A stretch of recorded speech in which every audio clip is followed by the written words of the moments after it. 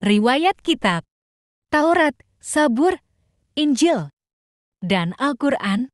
Sebagaimana firman Allah Subhanahu wa taala, "Fawailul lil ladzina yaktubuna al-kitaba bi aydihim, tsumma yaquluna hadza min indillahi liyashtatu bihi samanan qalilan. Fawailul lahum mimman katabat aydihim wa wailul lahum mimma yaksibun." Maka celakalah orang-orang yang menulis kitab dengan tangan mereka sendiri, kemudian berkata, "Ini dari Allah," dengan maksud untuk menjualnya dengan harga murah. Maka celakalah mereka karena tulisan tangan mereka, dan celakalah mereka karena apa yang mereka perbuat. Quran Surat Al-Baqarah surat kedua ayat 79. Sebelum ajaran Islam datang, yang ditandai dengan diutusnya Nabi Muhammad SAW, kemudian penerimaan Al-Quran sebagai mukjizat sekaligus pedoman dalam menjalankan syariat-syariat Islam. Jauh sebelum itu sudah ada 3 kitab samawi yang Allah turunkan kepada para nabi sebelum Rasulullah. Pada masa diutusnya Nabi Musa alaihissalam, Allah memberinya kitab suci Taurat untuk dijadikan pedoman dan sumber hidayah bagi kaumnya. Kitab ini menjadi satu-satunya referensi pada masa itu yang terus dibaca dan dipedomani. Ini terus berlanjut hingga sampai pada masa Nabi Daud alaihissalam. Sebab pada masa itu Allah memberinya kitab suci Zabur, yang tujuannya tidak jauh berbeda dengan kitab yang diterima Nabi Musa alaihissalam. Kitab Zabur juga menjadi satu-satunya referensi yang memiliki otoritas mutlak untuk dijadikan pedoman hingga datangnya Nabi Isa alaihissalam.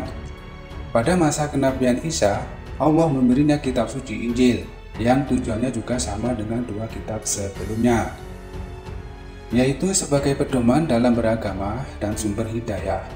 3 kitab suci ini di atas terus dijadikan pegangan oleh para pengikutnya.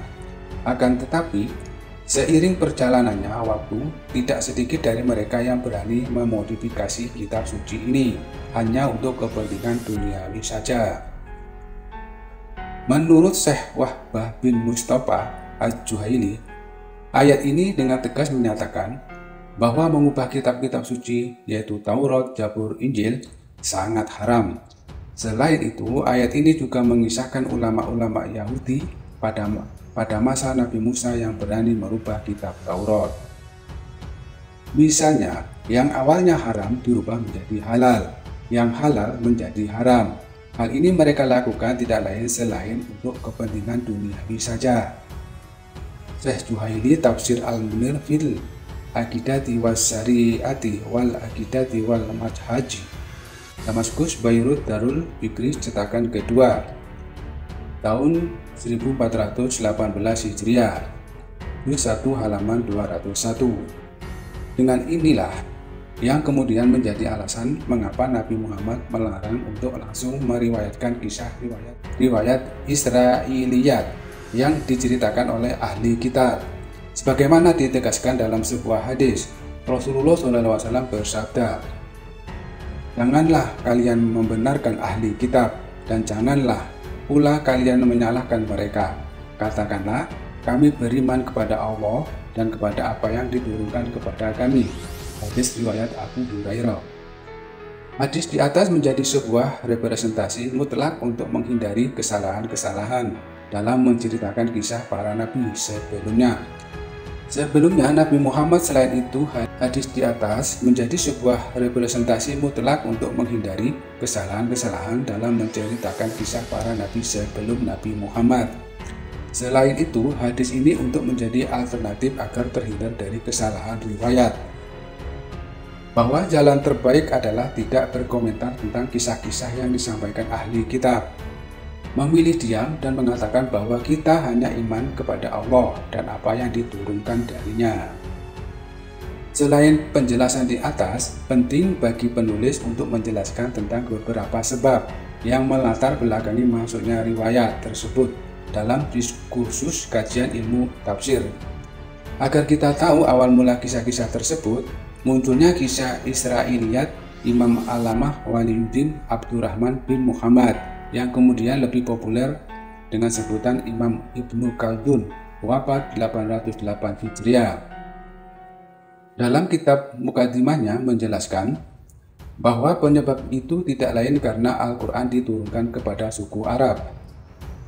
Padang pasir yang mayoritas penduduknya bukan ahli pembaca dan menulis.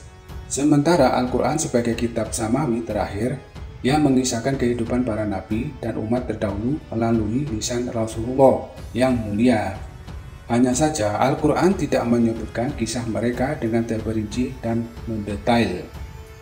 Misalnya, keberadaan surga, jenis pohon yang buahnya tidak boleh dimakan Nabi Adam dan Siti Hawa, kisah-kisah yang ada dalam kitab Taurat, serta kisah para nabi sebelum Nabi Muhammad, menurut Imam Ibnu Khaldun, keadaan seperti itu secara alami membuat para sahabat, misalnya Ibnu Abbas dan Abu Hurairah, memiliki keinginan yang sangat tinggi untuk tahu lebih mendalam tentang kisah-kisah yang diceritakan dalam Al-Quran tentang Israiliyat tersebut.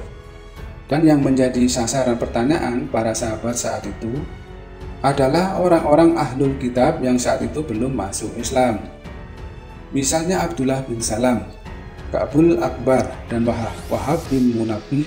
Kendati pun cerita itu dari orang-orang yang mulanya menjadi ahli kitab, para sahabat tidak langsung menerima kisah-kisah dan isi kitab Taurat yang mereka sampaikan. Bahkan, para sahabat tidak segan-segan menegur mereka ketika tidak sesuai dengan hadis Rasulullah, kemudian menjelaskan yang benar, seperti yang dilakukan oleh sahabat Abu Hurairah kepada Ka'ab al-Akbar dan Abdullah bin Salam. Hal ini para sahabat lakukan tidak lain selain bentuk kehati-hatian mereka dalam menerima kabar-kabar umat terdahulu. Sebagaimana hadis riwayat Abu Hurairah di atas, bahwa Nabi Muhammad tidak sepenuhnya membenarkan, tidak pula menolak secara keseluruhan. Kisah-kisah yang sesuai dengan wahyu yang disampaikan oleh Rasulullah, mereka terima dan tidak ditolak sedikit pun. Begitu juga kisah yang tidak sesuai dengan apa yang disampaikan Rasulullah, mereka tolak. Sedangkan alasan tidak langsung membenarkan adalah khawatir apa yang mereka sampaikan merupakan kisah-kisah yang sudah terdistorsi. Begitu juga tidak langsung menolak karena bisa saja ada kemungkinan kisah itu masih utuh dan benar. Ini dimuat oleh kitab Ibnu Khaldun, Mukaddimah Ibnu Khaldun, Damaskus, dan Rarab, cetakan ke-14, tahun 2004. Tahdid Syekh Abdullah Muhammad, 1 halaman 490, dan Syekh Abdul Hasan Al-Mubarakpuri, Mir'atul Mafatin, Syarah Misakatul Mazhabi, 427. Demikian riwayat perihal awal mula tersebarnya kisah-kisah Israiliyat. Secara umum kisah ini sebenarnya sahih dan benar sesuai dengan apa yang terjadi pada masa dahulu. Akan tetapi peradaban yang terus berkembang. Dengan asimilasi yang semakin plural, kisah ini terdistori dengan beragam alasan dan keperluan ahli kitab, baik secara personal maupun internal. Dengan keperluan itu, mereka berani mengubah beberapa kisah yang mereka dapati. Dengan alasan inilah Rasulullah dan para sahabat tidak langsung membenarkan apa yang mereka sampaikan. Beberapa kisah dan riwayat dari mereka menjadi kajian yang instan di antara para sahabat saat itu. Wallahu a'lam bishawab. Alaihi Ustadz Sunatullah. Like and share.